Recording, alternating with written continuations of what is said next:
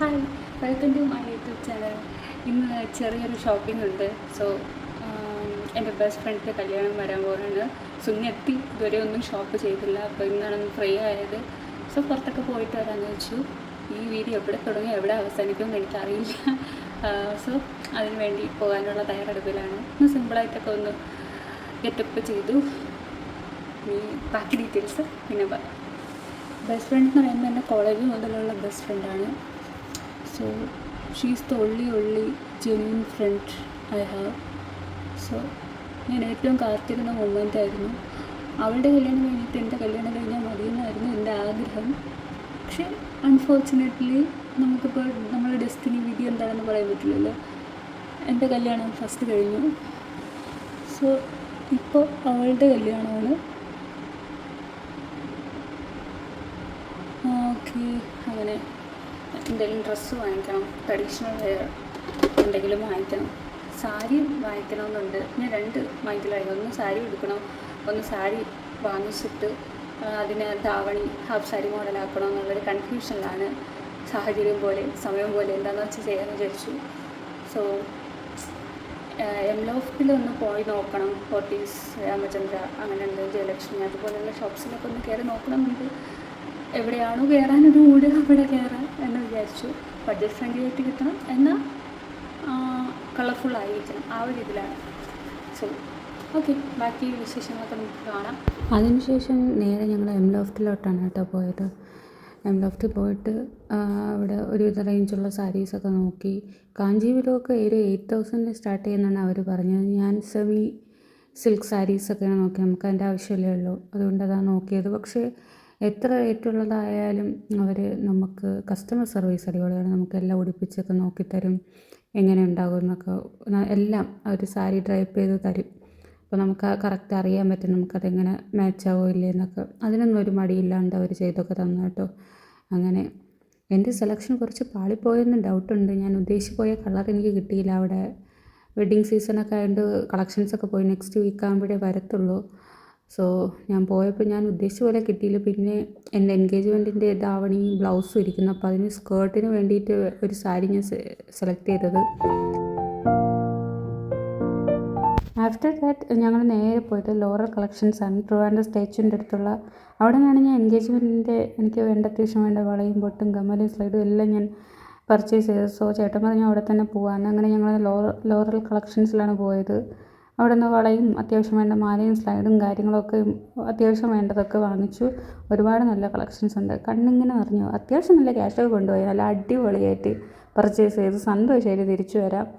Cash എന്ന് മാത്രമല്ല, അതിനനുസരിച്ചുള്ള ക്വാളിറ്റി ഉണ്ട്, അതാണ് പ്രത്യേകത. അതൊന്ന് മാക്സിമം ഞാൻ അവിടെ നിന്നൊക്കെ ഐറ്റം എനിക്ക് അത്യാവശ്യം വേണ്ടതൊക്കെ മാത്രമേ ഞാൻ അവിടെ നിന്ന് എടുത്തോളൂ.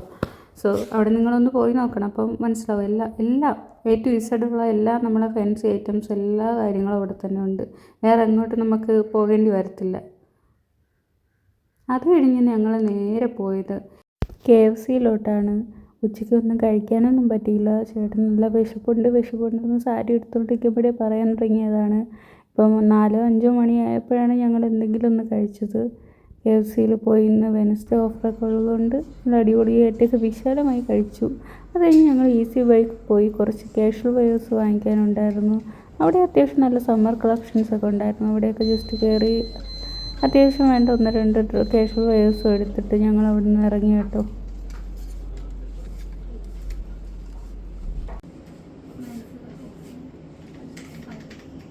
ഇന്നവളുടെ ഹെൽത്തി ആയിരുന്നു. അങ്ങനെ ഞാനും ചേട്ടനും കൂടെയൊക്കെയാണ് പോയത്. ചെറിയൊരു ഹെൽത്തി ഫംഗ്ഷൻ ആയിരുന്നു. വളരെ ലളിതമായൊരു ഹെൽത്തി ഫംഗ്ഷൻ. അവളുടെ ആഗ്രഹം പോലെ ചെറിയ കേക്ക് കട്ടിങ്ങും ഡാൻസും പാട്ടും പിന്നെ ഏറ്റവും അടുത്ത റിലേറ്റീവ്സിനെയൊക്കെ മാത്രമേ വിളിച്ചുള്ളൂ. അപ്പോൾ എല്ലാവരും മഞ്ഞയിൽ കുടിച്ചൊക്കെയാണ് നിന്നത്. ഓക്കെ, കേക്ക് കട്ടിങ് ഞാൻ വരുന്നത് വരെയൊക്കെ വെയിറ്റ് ചെയ്തതിന് ശേഷം കേക്ക് കട്ടിങ് ചെയ്ത് അതുവരെ വെയിറ്റ് ചെയ്തു. അങ്ങനെ കേക്ക് കട്ടിങ് കഴിഞ്ഞു. ഞാൻ കാണാൻ ആഗ്രഹിച്ച ഒരു നിമിഷമായിരുന്നു അവളുടെ കല്യാണം. സോ ഞാൻ ആദ്യം പറഞ്ഞതുപോലെ എൻ്റെ കല്യാണം കഴിഞ്ഞിട്ട് അവളുടെ കല്യാണം കഴിയണമെന്നായിരുന്നു ആഗ്രഹം. അൺഫോർച്ചുനേറ്റ്ലി അത് നടന്നില്ല. ഫസ്റ്റ് അവളുടെ കല്യാണം എൻ്റെ കല്യാണം ഫസ്റ്റ് നടന്നു, പെട്ടെന്നായിരുന്നു. സോ അവളിങ്ങനെ ബ്രൈഡായിട്ടിരിക്കുമ്പോഴും പുതിയൊരു ജീവിതത്തിൽ കിടക്കുമ്പോഴും നല്ലൊരു പാർട്ട്ണറിനെ കിട്ടിയതിൽ എനിക്ക് ഒരുപാട് സന്തോഷമുണ്ട്. അവൾ ലൈഫിൽ എന്തെങ്കിലും അവൾക്ക് പ്രധാനപ്പെട്ട ഡിസിഷൻ എടുക്കണമെങ്കിൽ അവൾ എൻ്റെ അടുത്താണ് ചോദിക്കുന്നത്. എൻ്റെ അടുത്ത് വന്ന് ഫസ്റ്റ് ചോദിക്കും, അച്ചു ഓക്കെ ആണോ, ഓക്കെ ആണോ. അതുപോലെ ഈ പ്രപ്പോസൽ വന്ന സമയത്ത് എൻ്റെ അടുത്ത് ഒരുപാട് വട്ടം ചോദിച്ചു. ഞാനെന്തോ ഞാൻ അങ്ങനെ എടുത്ത് ചാടി യെസ് പറയുന്ന ഒരാളല്ല. പെട്ടെന്ന് അമിതമായൊരു സപ്പോർട്ട് എടുക്കുന്ന ആളാണ്. അപ്പോൾ എനിക്ക് ഈ ഒരു റിലേഷൻ്റെ കാര്യമൊക്കെ അവൾ പറഞ്ഞപ്പോഴും ആളെക്കുറിച്ചൊക്കെ പറഞ്ഞപ്പോഴും ഓക്കെ നീ യെസ് പറ, ഓക്കെ എന്ന് പറ എന്ന് എനിക്ക് പറയാനായിട്ടുള്ള ടെൻഡൻസി വന്നു. പക്ഷേ അത് ഏറ്റവും നല്ലൊരു ഡിസിഷനാണെന്ന് എനിക്കിപ്പോൾ തോന്നുന്നു.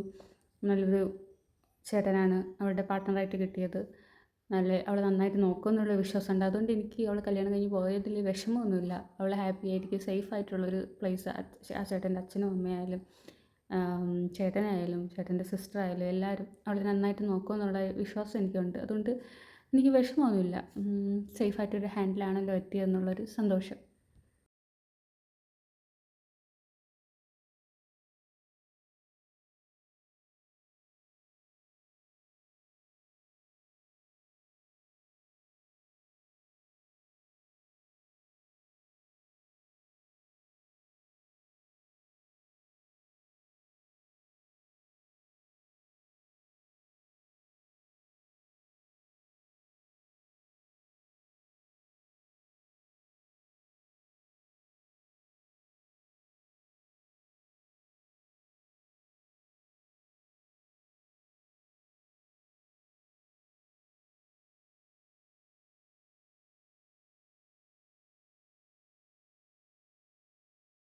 ഹൽദി കഴിഞ്ഞ് ഒരു ദിവസം റെസ്റ്റിന് ശേഷമായിരുന്നു അവളുടെ കല്യാണം. Monday May 4. സോ ഞാൻ എൻ്റെ ഹസ്ബൻഡിൻ്റെ വീട്ടിൽ നിന്ന് നേരെ എൻ്റെ വീട്ടിലോട്ട് പോയി. അവിടെ നിന്ന് എൻ്റെ ഡ്രസ്സൊക്കെ സ്റ്റിച്ച് ചെയ്ത് വെച്ചേക്കണൊക്കെ എടുത്ത് നേരെ അവളുടെ വീട്ടിലോട്ട് പോയി. ഗിഫ്റ്റ് കൊടുക്കുന്ന പരിപാടീസൊക്കെ ഉണ്ടല്ലോ, അങ്ങനെ അവർ കുറച്ച് നേരമൊക്കെ അവിടെ സ്പെൻഡ് ചെയ്ത് എന്നെ അവിടെ ആക്കിയിട്ട് അവർ തിരിച്ച് വീട്ടിലൊക്കെ പോയി. ഇതവളുടെ കസിനാണ് കേട്ടോ. ആൾ കൊച്ചു മിടുക്കിയാണ്. വലിയ കുരുത്തക്കേടൊന്നുമില്ല. എപ്പോഴും നമുക്ക് എല്ലാ സഹായങ്ങളൊക്കെ ഇങ്ങനെ ചെയ്തു തരും. തലേദിവസം പിന്നെ പെട്ടി പാക്കിങ്ങും പിന്നെ അവളുടെ വേറൊരു കസിൻ തന്നെ വന്നവൾക്ക് നെയിൽ ആർട്ടൊക്കെ ചെയ്ത് കൊടുത്തേ. ഈ പുള്ളിക്കാരിയാണ് ഞാൻ എൻ്റെ നെയിൽ ആർട്ടിനെ ആലോചിച്ചിരുന്നത്. പക്ഷെ അന്നൊന്നും നടന്നില്ല. അങ്ങനെ ആ പുള്ളിക്കാരിയാണ് വന്നത്. അത് കഴിഞ്ഞൊരു 4 മണിയായപ്പോൾ മേക്കപ്പ് ആർട്ടിസ്റ്റൊക്കെ വന്ന് നമ്മളെ ഒരുക്കി റെഡിയാക്കിയതിന് ശേഷം നേരെ അമ്പലത്തിൽ പോയി കുറച്ച് ഷൂട്ട്. അവിടെ അപ്പോഴത്തേക്കും ചേട്ടൻ അവിടെ എത്തി. പിന്നെ കുറേ ഫോട്ടോസൊക്കെ എടുത്തു. അത്യാവശ്യം നല്ല സമയം ഉണ്ടായിരുന്നു. 10:45 മുഹൂർത്തം ആയതുകൊണ്ട് നമുക്ക് ഒരുപാട് ഇച്ചിരി സമയം ഉണ്ടായിരുന്നു. പിന്നെ വീട്ടിൽ നിന്ന് 9 മണിക്ക് നമുക്ക് പുറപ്പെടണം. സോ 8-8:30 വരെയൊക്കെ ഷൂട്ടിങ്ങൊക്കെ ചെയ്ത് അത്യാവശ്യം നല്ല ഒരുപാട് ഫോട്ടോസൊക്കെ എടുത്തു. ടൈം കഴിഞ്ഞപ്പോൾ അവർക്ക് ആകെ ടെൻഷനും വെപ്രാളമായി. കല്യാണം കഴിക്കാൻ പോണതിൻ്റെ ടെൻഷൻ.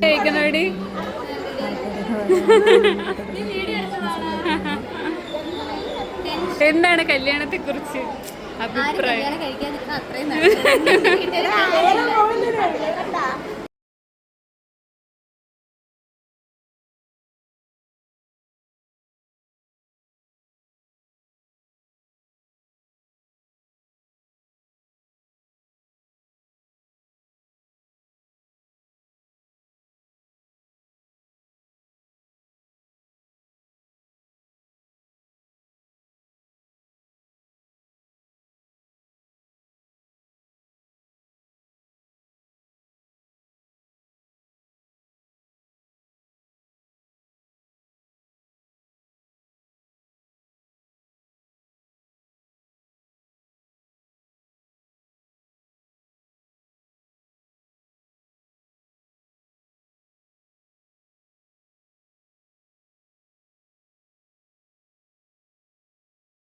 അത് കഴിഞ്ഞ് ഈവനിങ് റിസപ്ഷനൊക്കെ പോയി. ഈവനിങ് റിസപ്ഷനൊക്കെ കഴിഞ്ഞാണ് കേട്ടോ അവിടെ നിന്ന് ഇറങ്ങിയ. ഫാമിലി ഫുള്ളുണ്ടായിരുന്നു. അത് കഴിഞ്ഞ് ഇന്ന് വളരെ ഒരു ഹാപ്പി ഡേ ആയിരുന്നു. ഇപ്പോൾ ഞാൻ കാണണമെന്ന് ഒരുപാട് ആഗ്രഹിച്ച ഒരു കാര്യം കണ്ടു. എന്നിട്ട് അത് കഴിഞ്ഞ് ഞങ്ങൾ നേരെ വീട്ടിലേക്ക് പോയിട്ടോ. ഈ വീഡിയോ ഇഷ്ടപ്പെടുകയാണെങ്കിൽ ലൈക്ക്, ഷെയർ ആൻഡ് സബ്സ്ക്രൈബ് ചെയ്യണേ. നിങ്ങൾ സപ്പോർട്ട് ചെയ്താൽ മാത്രമേ ഇനിയും വീഡിയോസ് ചെയ്യാൻ എനിക്ക് ഇൻസ്പയർഡ് ആവുള്ളൂ.